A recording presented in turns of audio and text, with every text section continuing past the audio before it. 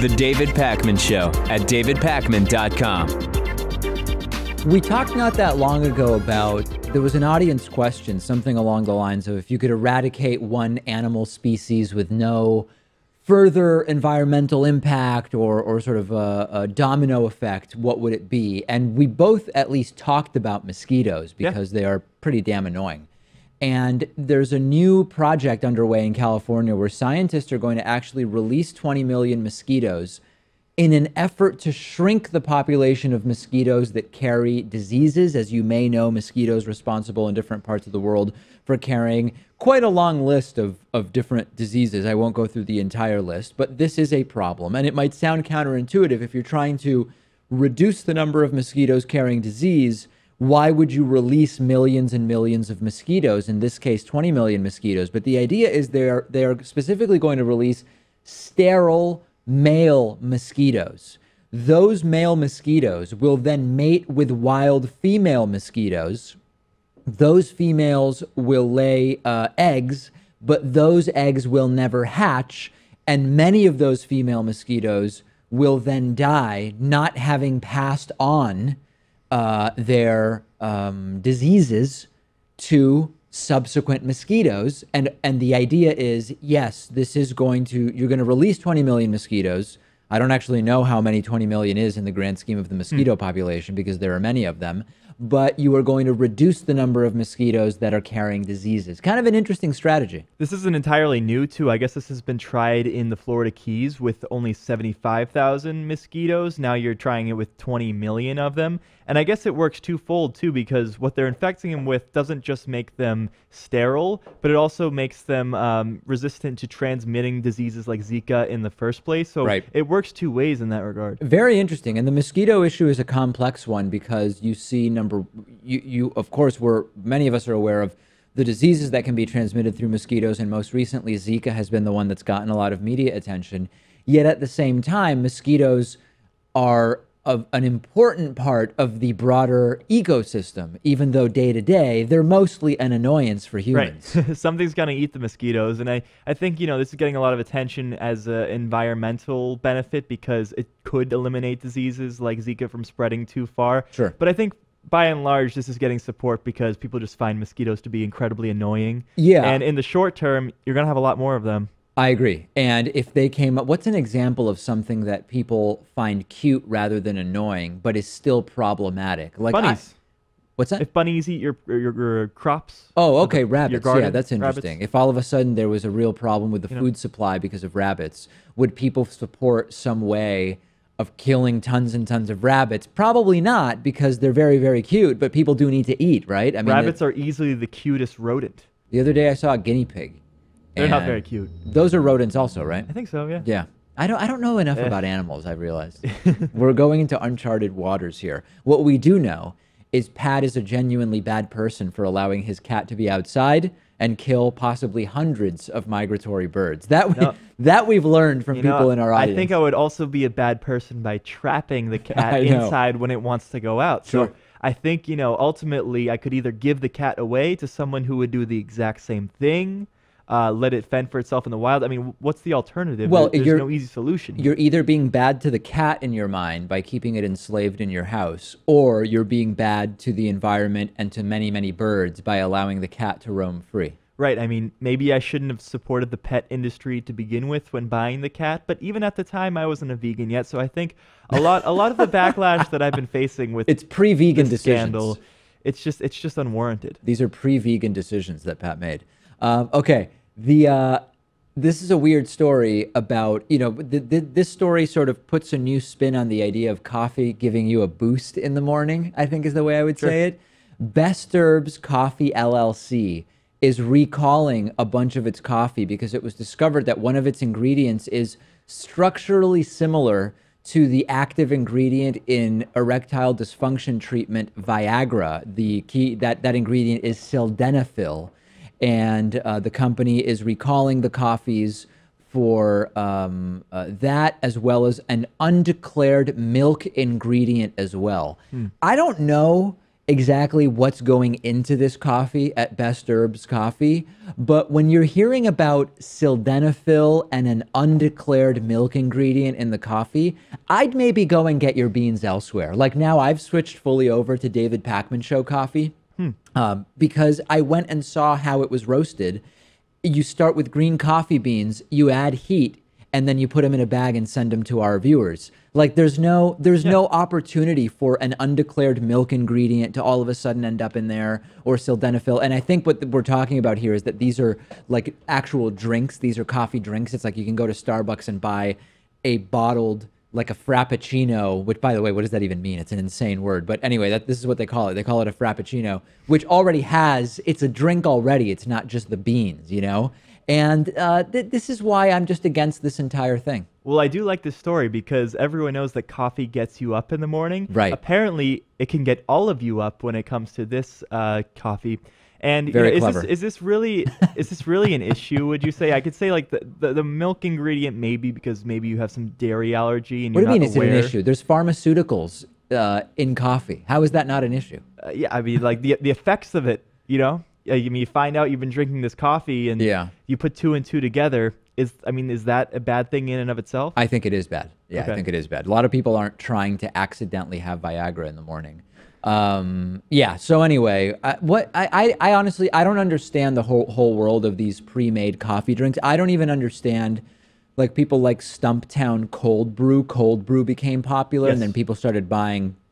Stumptown makes like it's already made. It's already cold brewed. So you might as well just make it yourself, right? That's what I think. And I get maybe you don't have time, and I understand that. But in general, these multi-ingredient coffee drinks, I am strongly against them. And it's not about being elitist. I find those drinks to be elitist, and those drinks are overpriced. And I'm talking about basic non-Keurig coffee. It's just coffee. You add milk. That's it. And cold brew is also incredibly easy to make.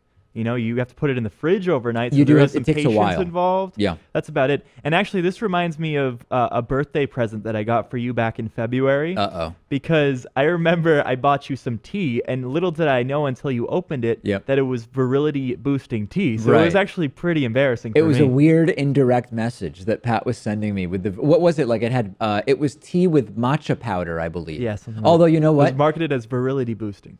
I think that the claims made about matcha powder are themselves not actually backed by science, I believe. Okay. So you got tea purporting to be virility tea, but I think really it was just regular tea. So I got you a product based in some pseudoscience. Next, I'll have to give you one of those wristbands that really pinch down on your nerve to prevent from nausea. So I can, or it's a balance. It'll increase balance. Oh, yeah. Yeah, that's what I there are need. many. There are many. There are a lot of products out there.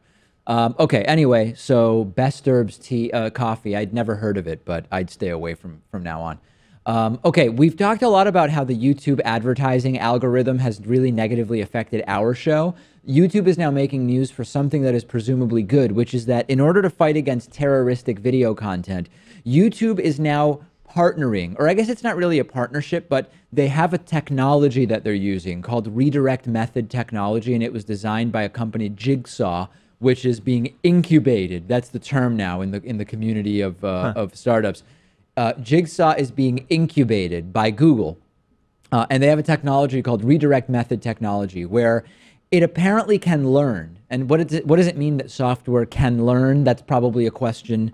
That's a whole other conversation. But let's assume we know what that means. The software can learn.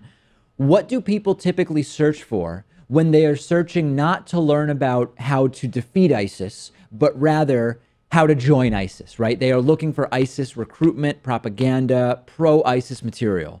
And what the technology will do is once it identifies the search term or phrase that people would be likely to type into YouTube in order to find pro-ISIS content or how to, build a bomb, whatever, violent extremist recruiting videos, it will redirect them to videos that have been identified as sort of debunking of these extremist ideologies and being against the recruitment.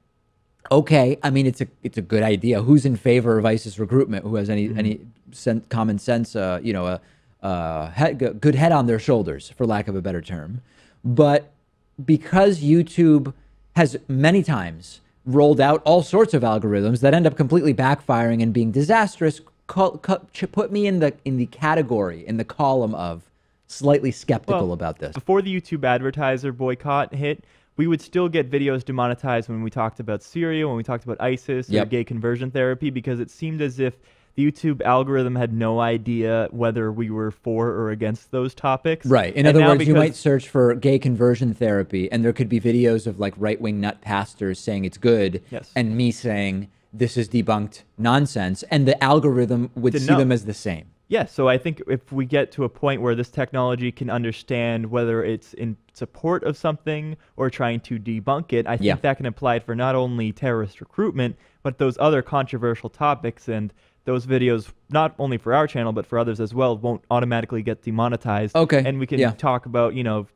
some controversial topics without fear of any backlash or getting demonetized. And of course, you mean, quote, controversial. Right. As opposed to controversial, because lots of these topics are not controversial so much as they are for just kind of like average adults. They shouldn't be controversial, but if people make a hullabaloo out of it, I think they get controversial then. I've been known to make a hullabaloo myself. Okay, quick privilege story. I want to throw this in. Over the weekend, I was at a wedding, a friend's wedding. Very, very nice wedding. And it was at his parents' house. Beautiful house, huge house. It was all outdoors, and they have just an amazing, up on a hill, just an extraordinary house. You know, if you've got a venue that can house a wedding with several hundred people, and catering, and outdoor comfort station bathrooms that are trucked in, and all this type of thing. It's a very nice house, right? And a lot of attorneys at this wedding, and some of the people there may have, and I say may because, of course, I want to be legally ambiguous, may have set off some fireworks in celebration of the wedding. It happened.